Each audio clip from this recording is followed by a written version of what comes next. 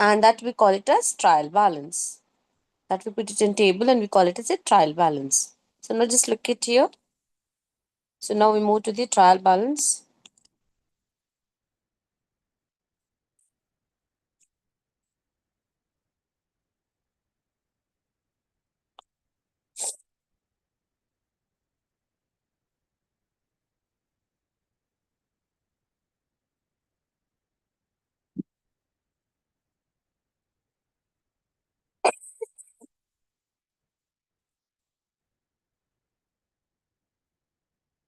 So here if you look at your introduction to trial balance as a fundamental rule of double entry system, for every business transaction there will be both one is debit effect, the other would be the credit effect. So that for every debit there should be an equal corresponding credit should be available. Hence, every debit or a series of debits should be posted in one ledger accounts, and all the credit transaction that is in the credit column. So that will all again posted in the credit column of trial balance. So then we'll come to know what's the trial balance. Is it written? Means if it is tallies, we have done right. Otherwise, we have to recheck or we have to go back and check where we have went wrong, or is anything wrong missed, or we missed any transaction to be recorded, or else that we have to be rechecked it. So now the objects of drawing a trial balance is to have the balance of the all the ledger accounts at one place. Whatever the ledger accounts we prepare, all those balances we try to put it at one place, and also to verify the double entry system for identification of record posting and recorded and posted properly. Even we try to check the arithmetical accuracy of the debit and credit balances. Now the limitations of trial balance. Here we have certain limitation that it's not a conclusive evidence of accuracy of the books of accounts. Why? Because there may be some errors, like principle of error. Then there is a chance of getting all the it is compensating the other error. So we cannot find that. And if trial balance is not prepared correctly, even the final accounts, whatever we prepare, that is also do not reflect the correct profit or correct financial position of that particular business. And even does not, it also does not reflect that whether all the transactions are recorded or not. Why? Because we cannot just depend on the trial balance itself, and it can only be prepared by big concerns where they follow double entry system and bookkeeping is adopted. But for single entry system of bookkeeping, the trial balance cannot be prepared at all. Why? Because they take the only one effect of the transaction. So in that case, trial balance cannot be prepared, and trial balance can is possible only in the big concerns and big organizations where they follow the double entry system of transactions and accounting.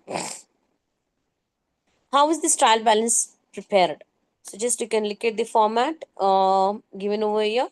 This is the format. We write serial number, name of the account, debit column and credit column, and we write the heading.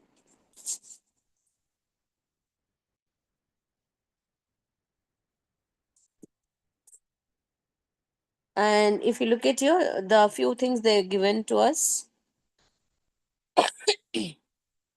cash account, it's debit balance; capital account, credit balance; bank account shows debit because in an asset; furniture, purchases account; Rakesh traders account; advertisement account; sales account; Winnie traders account; Robert traders account; rent account; wages account; salaries account; electricity account; sales tax account; and sales commission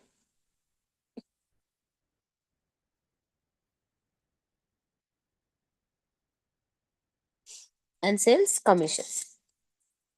So this we need to put it like this in table. All uh, debit balance in the debit column and all credit balance in the credit column.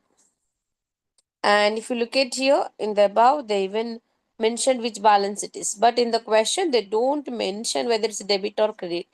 It's you need to find out whether it's debit balance or credit balance. Then you need to prepare the trial balance and write it. That they're not mention it's a credit or debit.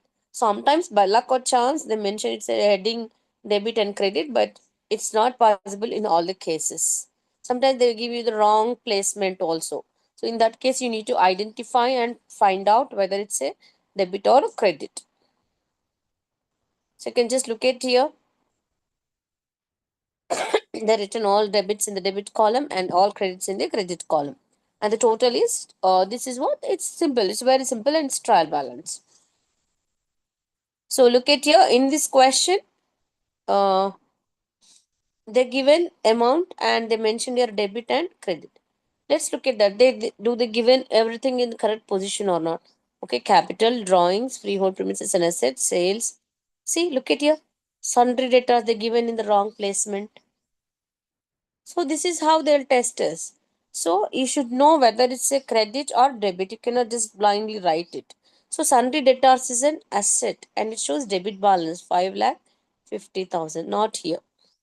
Will not come here. It will come over under debit call. Next purchases. See, look at your purchase returns. It's a credit column, but they're given in the debit column. Loan from bank, okay. Sunday, see, Sunday creditors. Security balance, we need to make payments, liability. So we need to write here, not here. Trade and office expense, okay. Cash, bank, bills. See, again, bills payable. It's a liability to us. Should write here in the liability credit column. Salaries, rent rates, sales returns, okay, machinery, discount allowed is an expenditure, it's a loss to us, but they're given in the credit column. Even discount received, it's a gain to us. We should write here in the credit column, but they're written in the debit column. So, like this, we should be able to segregate and find out until only it can be done when you know exactly whether it is a debit or it's a credit or it's a receipt or it's a payment or it's an income or it's an expenditure, it's an asset or it's a liability. Until unless you know that, you cannot segregate it. You'll just blindly write it, then you are going to step into the wrong. Yes. So in order to make it right, you should know whether it's an asset or it's a liability. It's a debit or it's a credit. That should be known, then only we can do this. Just look at it. That's how we write it. And the difference or the total is trial balance. That's it about trial balance. Now the next topic is rectification of errors. If you want, if they've given any problem in the at the end, we just look at that trial balance, then we move to the rectification of errors.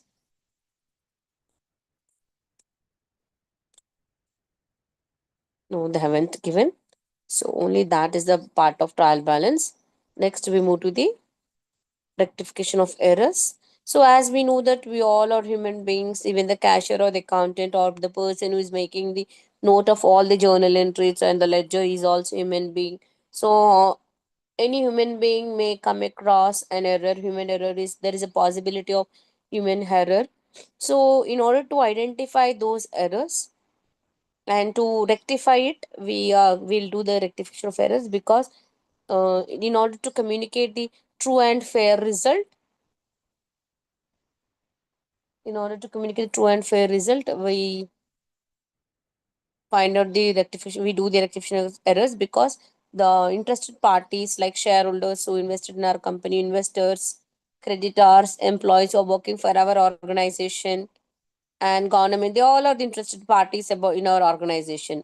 So in order to meet that, we do rectification of errors, because preparation of to have correct accounting records and to ascertain the true profit or loss, and also exhibiting true financial position. So in order to that, we have different types. We have four types of errors: error of omission, error of commission,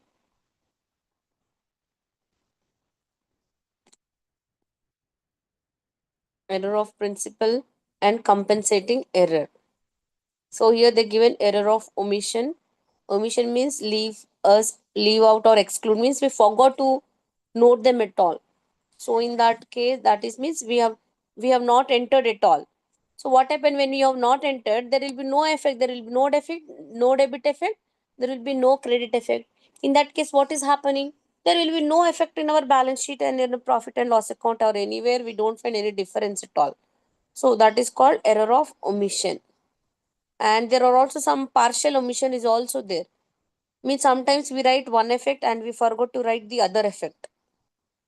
We might have written one debit effect but forgot to write credit effect. For example, sold goods to Mr. X on credit basis. So our entry would be X account debit to sales account.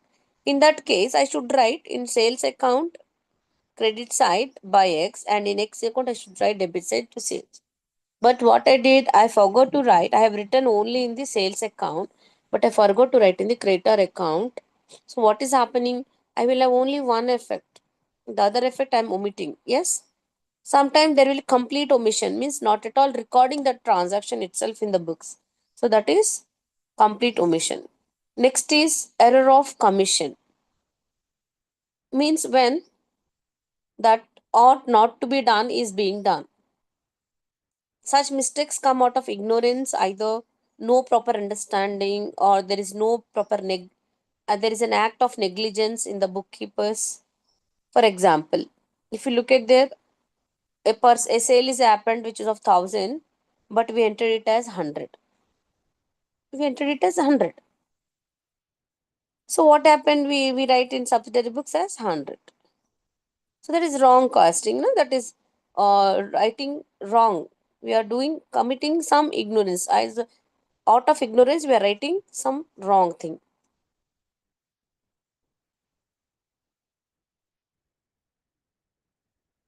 Next is error of principle. So these errors occurs by the bookkeeper or clerk because of lack of proper understanding of the accounting principle. They forgot the accounting principles and write something else. For example, capital expenditure wrongly treated as revenue expenditure. For example, they purchased furniture. So where they should write? They should write in furniture account. But instead, they written in the purchase book, which is wrong. Next, revenue expenditure treating as capital expenditure. Suppose any expenditure incurred on machinery. Expenditure incurred on machinery.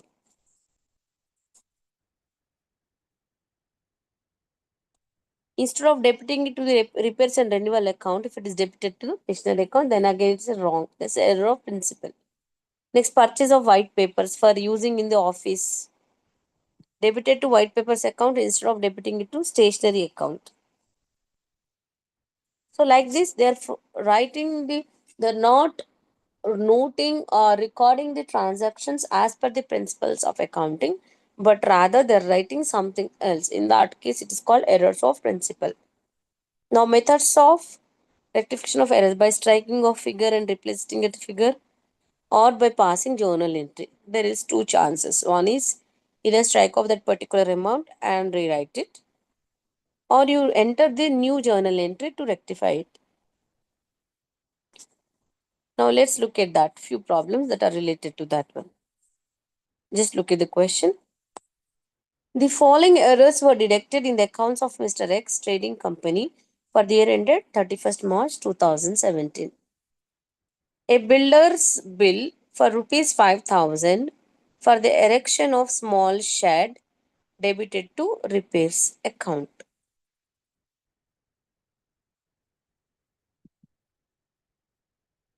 Actually, where it should be debited? It should be debited to shed or mean the building account, builder's bill. Yes.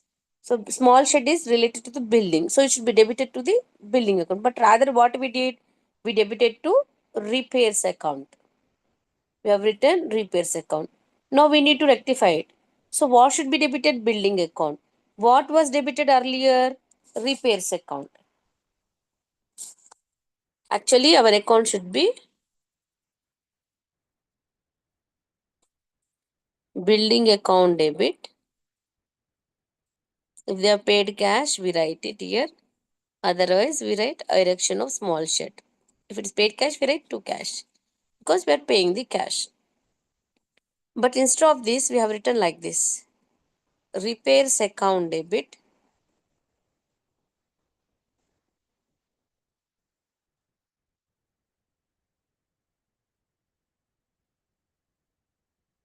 to builder's bill or to cash. But this is wrong. It should not be debited to repairs account, should be debited to building account. So now we rewrite it. Building account debit. We are now debiting to building account. Earlier we have debited to whom? Repairs account. Now we credit it. To rectify it, instead of already it was debited, to make it zero or nil effect, we credit to repairs account. So building account debit to repairs account. Building account debit to repairs account. Similarly, look at the next one. A check of rupees 3,500 received from ABC Limited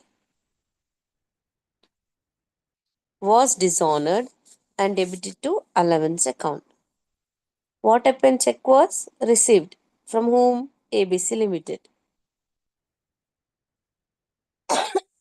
Now, whenever we receive any check, we write bank account debit. Who is giving? ABC Limited to ABC Company Limited account. But what happened? Was dishonored. So whenever it gets dishonored, we reverse the entry. That's it. ABC account, company account debit to bank account. But instead, what we did, instead of debiting ABC company, we debited allowance account. So instead of writing ABC account, we written what we have written? Allowance. So I have written like this. Allowance account. Check is dishonored, na? If check is dishonored, this would be our entry. That is ABC company account debit to bank account. Check is dishonored, na? But instead of this, what we have written? We written like this. Allowance account debit to bank account. Now this has to be removed.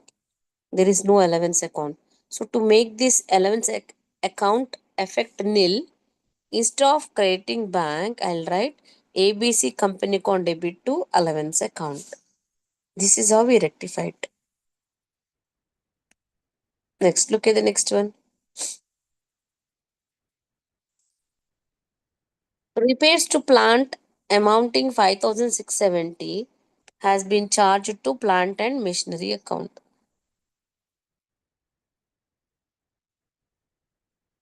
So what happened?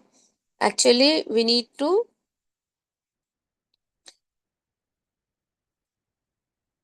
charge it to repairs account, but we charge to which account? Plant and machinery account. So we debited earlier plant and machinery account. Now we credit it.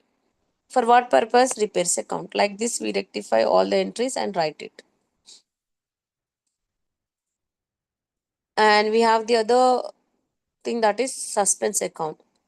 That is whenever there are errors and that one effect is affect the agreement of trial balance also. In that case, we open a suspense account and we write the entries also. Just look at here.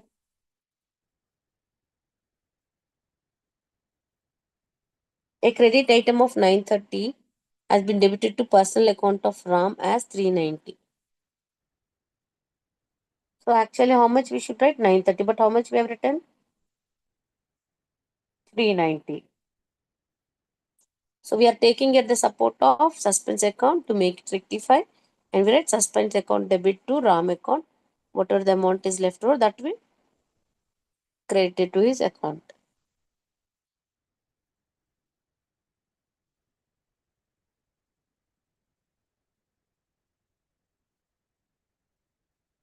So this is trial balance and rectification of errors.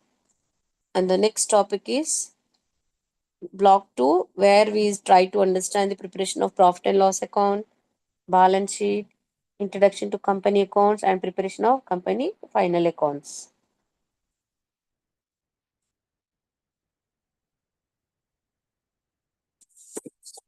So preparation of profit and loss account. Here first we prepare trading account and profit and loss account.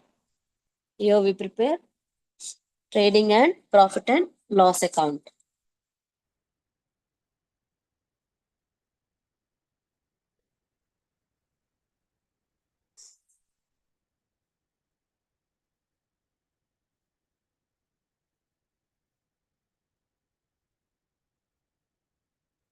So here in trading account, we try to find out gross profit, and in profit and loss account, we find out net profit.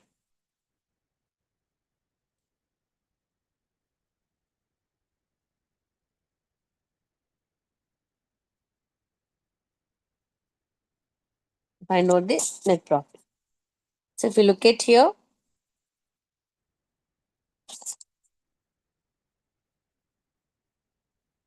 in trading account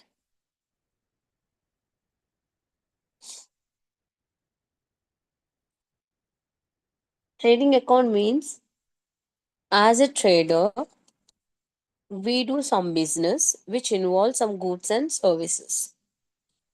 Suppose we have some stationery shop. Assume it's your stationery shop, means it's your own business. So here I'm assuming it's my business. So you also assume it's your business. So stationery shop includes what all? Stationery shop includes pens, books, papers, calculator. Yes, these are stationery things. Now, do I manufacture? No, I don't do any manufacturing thing. I only purchase and sell. I only purchase and sell.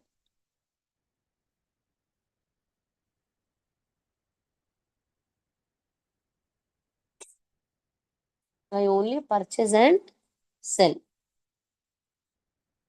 So, what I purchase? I purchase some goods. That is my purchases. That is my purchases. I purchase some goods and I sell. I purchase and I sell them. Now, whatever, for example, I purchase some worth of 10,000 books. Do I sell at a time? No, it may be leftover. Why? Because this preparation of final accounts or profit and loss account is given here. Na? That is prepared either on 31st of December at the end of the year, or 31st March, or end of the financial year, whichever the books the business is following. The business is following. In that case, I need to know that, for example, I take it as 31st March. On 31st March, do any books are left over in my shop? If they are left over, that is called closing stock. The stock is left over, na? That we call it as closing stock. Now I am telling we are purchasing books. Yes, we are purchasing books. We are purchasing books from where? From trader or some manufacturing concern we are purchasing. We are purchasing books from some manufacturing concern. Now, okay, you purchased the books. Do the books have legs? Do books come by walk? Do they come by flying? No. We need to bring them with some trolley or some transportation has is requires. So that we call it as carriage inwards, or it is called freight charges. Carriage inwards or freight charges means the expenses incurred to bring the goods whatever we purchased from the place of purchase to the place of sale. Place of purchase is where? From we are purchasing from some company, some manufacturing concern. That is place of purchase. Where do I sell those books? I'll put it in my shop and sell those books. That is my place of sale. So I require freight charges and carriage inwards. Okay, books are coming through some trolley. That is freight charges I pay or carriage inwards. Now, how do the books get into the trolley? Do they walk or jump into the trolley? No. Yes, they are non-living things. So we require some people who carry those books and keep it in the put it in the trolley. They are called labor. They are called labor. For labor, what do we pay? We pay wages. Whatever we pay to the labor, we call it as wages. We call it as wages. So what we are doing, we are purchasing books. For that, we are incurring traveling charges. That is called carriage inwards or freight charges. And we incur labor. For labor, we are paying wages. Once they come to our shop, we are selling those goods. Yes. And whatever the books that are remaining, that we are calling as closing stock. That is called closing. Similarly, last year might have been some stock left over, some books are left over. That books, do we throw? No, we don't throw. Again, we sell it in the next year also. So, that last year closing stock will become this year opening stock. This year it will become opening stock. Now, I purchased books now from the manufacturer. I found some defects in some books. What do? I'll give back him. I will give back him. I'll send him back. That is called purchase returns. I purchased earlier. Now I am returning it because there are some defects in that particular books. So that is called purchase returns. I'll deduct it from purchases. These are called purchase returns. Similarly, I sold books to the customers. Customers also found in one or two books some defect. What do? They will return me. So my sales are decreasing. Less sales returns. The difference of this is called debit side, and the right hand side is called credit side. These are incomes, these are expenses. When credit is more and debit is less, we call it as gross profit. We call it as gross profit. Suppose if debit is more and credit is less, our expense are more and income is less, then it is called gross loss. Then it is called gross loss. This is called trading account. That's it. This is called trading account. So in trading account, we write all expenses that are our opening stock, purchases, carriage inwards, freight charges, wages, on all direct expenses only we take it. We write only direct expense in the trading account. And on the credit side, we have sales, closing stock. And the difference is either it may be gross profit or it may be gross loss. This is what trading account is. You can just look at you.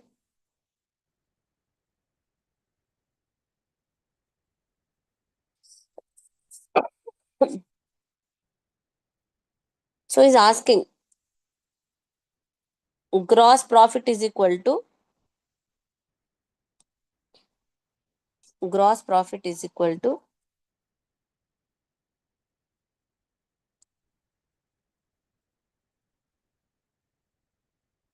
NS minus COG. NS means net sales. Net sales minus COGS means cost of goods sold. Net sales minus cost of goods sold.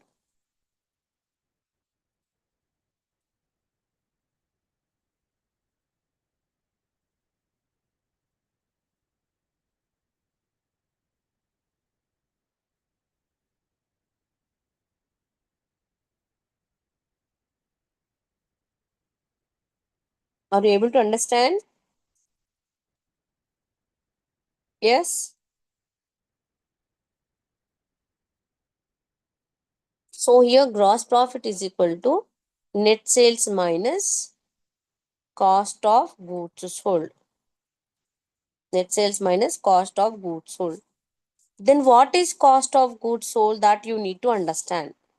Yes, you need to know what is cost of goods sold. Cost of goods sold is nothing but whatever just now I explained, no trading account, that only.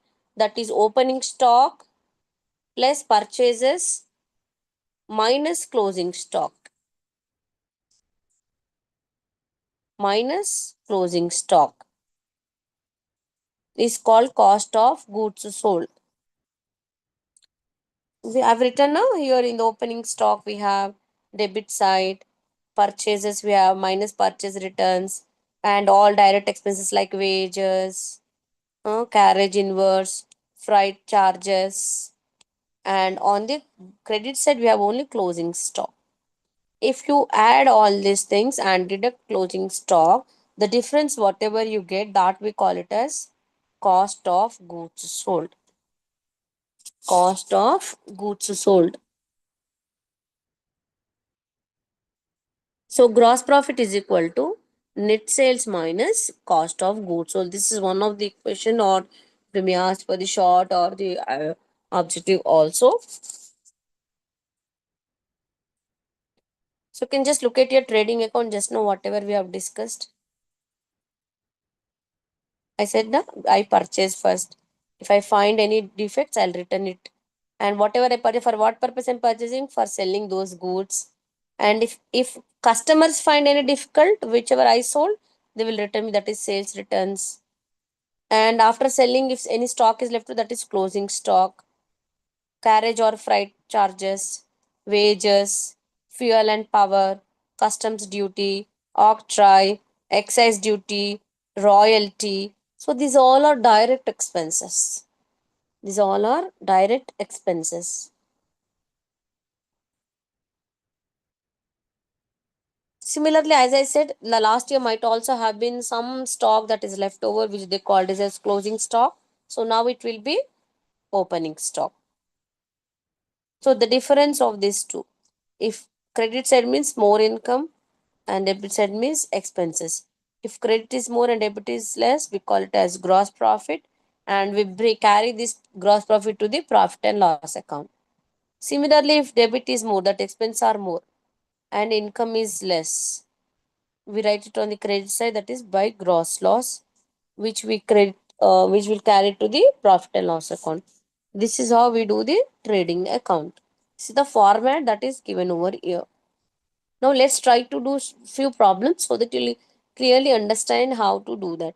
And if we get a doubt, what is this? I haven't explained this. Outstanding wages. There's a point called outstanding wages in this format. Yes. So here outstanding wages means normally we pay. It's an expenditure to us.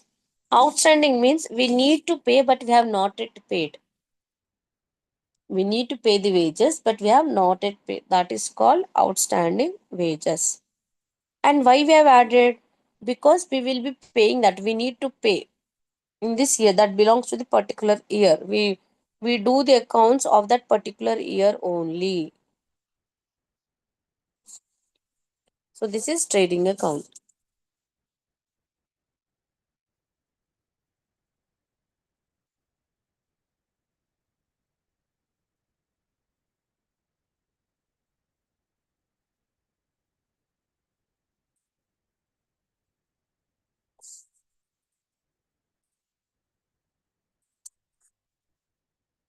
Just give me a second. I'll share the screen.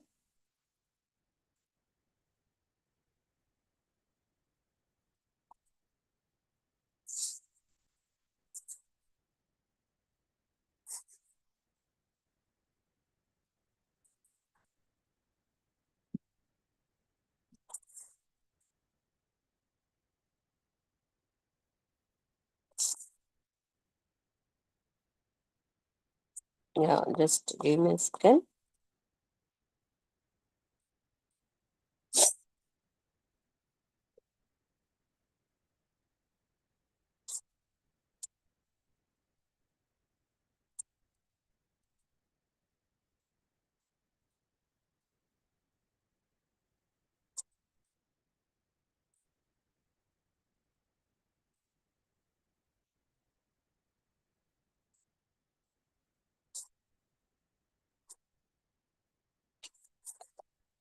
Yeah.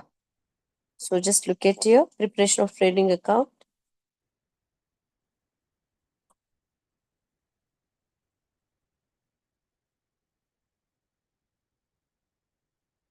They're asking something else. Okay, the short forms. Mr. Anand provides you the following information to his sole proprietary concern for the accounting year ending 31st March 2018. So the given is here opening stock to us, opening stock, purchases, direct expenses, indirect expenses, Sales, indirect income, closing stock, return inwards, and return outwards. So what they're asking us to find out cost of goods sold. What they ask, cost of goods.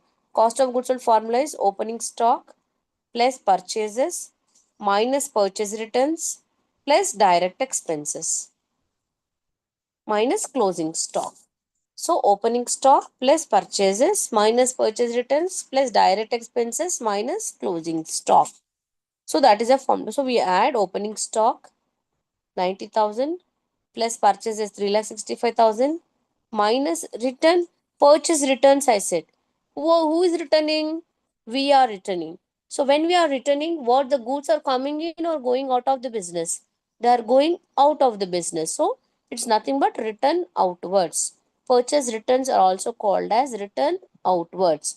So opening stock 90,000 plus purchases 3,65,000 minus return outwards 5,000 plus direct expenses 25,000 and minus closing stock 40,000. This is cost of goods sold. And the amount is 4,34,000. And the amount is 4,34,000.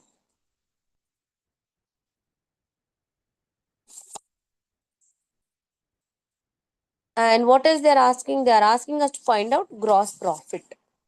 They are asking us to find out gross profit. Gross profit is what I said, net sales minus cost of goods sold. Net sales minus cost of goods sold. So net sales means what again? Net sales means sales minus sales returns. Sales minus sales returns, we call it as net sales.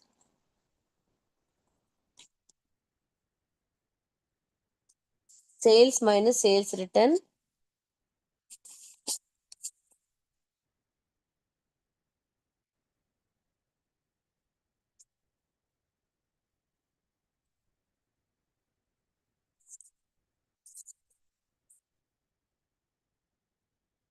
Sales minus sales return, we call it as net sales. So if you look at here, sales is what? 5,31,000. Sales return means what? We sold goods to the customers and customers have returned us. So goods are coming in. So return inwards is nothing but sales return. Sales return is also called as return inwards. Sales return is also called as return inwards. So now what is they are asking gross profit. So gross profit is nothing but net sales minus cost of goods sold.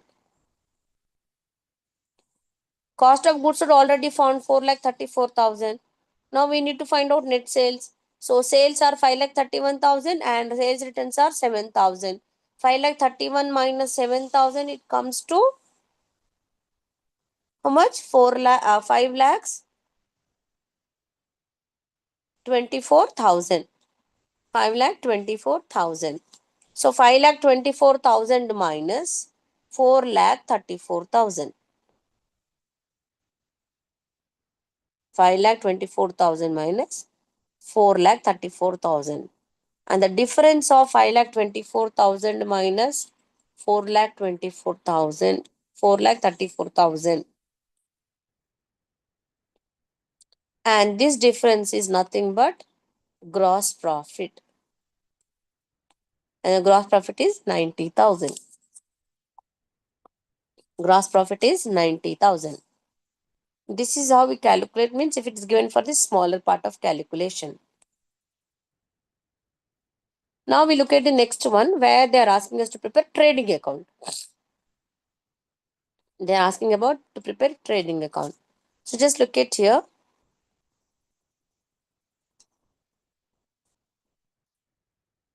Sales. Prepare a trading account of Mr. Ramji for the year ending 31st March 2018 from the following particulars. Sales, they given two sales. Sales will be cash sales as well as credit sales. So two sales, that is cash sales and credit sales. So we write on the credit side sales and credit, that is under that cash sales as well as credit sales. Next, stock on 1st April means it's opening stock. Stock on 31st March. This is nothing but closing stock. Again, purchases, cash purchases, credit purchases. We add these two. Next, we have return inverse. Return inverse means what I said.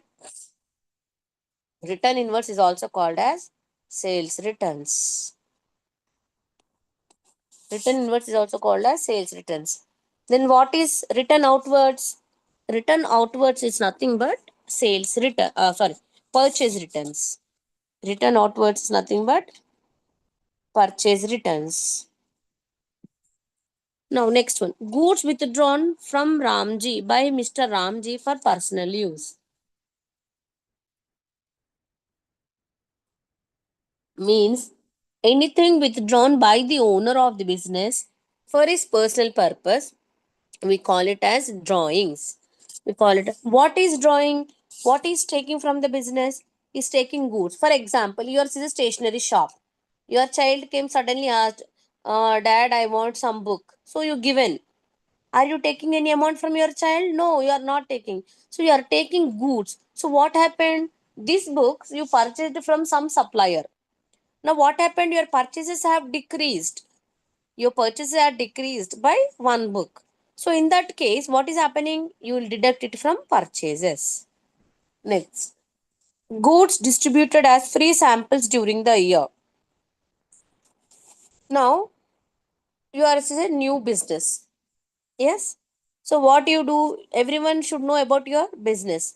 Earlier days, there is a Sunday magazine book in which they used to keep some shampoo sachets or some talcum powder sachets or some oil sachets, because to give promotion about the product among the customers, by this is one of the type of publicity or promotion of sales with done by the business people to increase their sales. So they're giving this advertisement how? By giving free samples to the customers. So what is happening? For example, you given free of cost. From where it is decreasing again? Your purchases are decreasing. You are not selling actually, but you are giving them free of cost. So when you're giving free of cost, means you look at during new year or during Christmas celebrations, they'll say one cake plus another cake free, one plus one offer. And if nowadays, I think there are many, no one is having non-veg of chicken because heard of some virus and everyone stopped eating it, consuming it. So what happened? Now they started promoting that it's very good at some degrees of temperature. If you boil the eggs, you can have consume it. So still the public are not daring to have consume that. So what they are doing? They are promoting their sales by keeping an offer free snacks of eggs, free chicken snacks. They're keeping in front of their shops. So this is one of the promotion how they are doing it. So yeah, really they're not earning any income, but there is a promotion that is going in the public about that particular product. So what is happening? Our sales, our purchases is decreasing. So these two we deduct from purchases. From purchases only I given to my child. My purchases only I am distributing to the all the customers. Yes. So now next is carriage inwards. Is direct expenditure, and carriage outwards will not come. This will come to us when it is indirect. We write it in profit and loss account. Now is it clear? Now let's check this. The same whatever we discussed is written same. Yes. Look at here. I said no.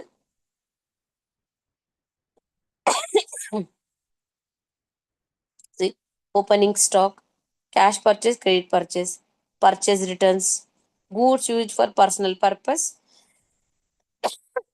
and goods used as sample. Next, carriage inwards, sales, cash sales, credit sales, sales returns, and closing stock. Only the thing which you have not written is carriage outward, that will come in profit and loss account, which is an indirect expenditure. So the difference here, income is more and expenses are less. So difference is nothing but our gross profit, 17 lakhs 5,000.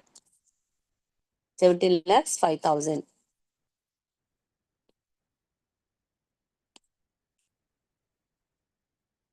The next one is manufacturing account. This account actually, to tell frankly, there's a sequence. That is, first we prepare manufacturing account, then we prepare trading account, then we prepare profit and loss account. Who will prepare? The business who are into manufacturing business. Means we manufacture and also we sell. We don't purchase from any supplier or anyone goods. We only manufacture the books and we only sell it. So in that case, when you're into manufacturing business, you will prepare manufacturing account, trading account, and then comes the profit and loss account. And then comes the profit and loss account. So manufacturing account is purely which is related to the factory place. We prepare about means what is manufacturing account. For example, in my case, mine is stationery shop or I have manufacturing books. So my supplier raw material is what? Paper. Yes, my paper supply, my raw material is paper. So first what I do, I take purchase the raw material, and same expenses incurred to bring that raw material from that place to my place of manufacturing factory, to the place of factory.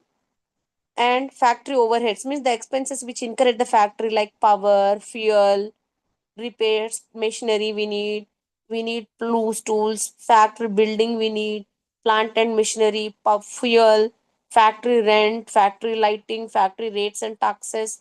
All expenses are related to the factory. Then what will our incomes means? Nothing. It would be just we produce the product and we send it to the trading account. That's it. We send it to the trade. The finished goods we send it to the trading account. This is the manufacturing account. And then next comes the profit and loss account. In the profit and loss account, whatever gross profit we got in the trading account, that we bring it to the profit and loss account. And this we discuss in the next class.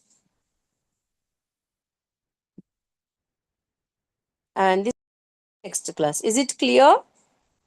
Yes, Satish Kumar, are you able to understand? Okay. Hello, ma'am. Yeah, yes, yes. Okay, ma'am. Okay, I understood the your class, ma'am. Yeah, okay, okay. Thank you. Okay. Remaining we'll try discuss in the next class. Thank you. Okay.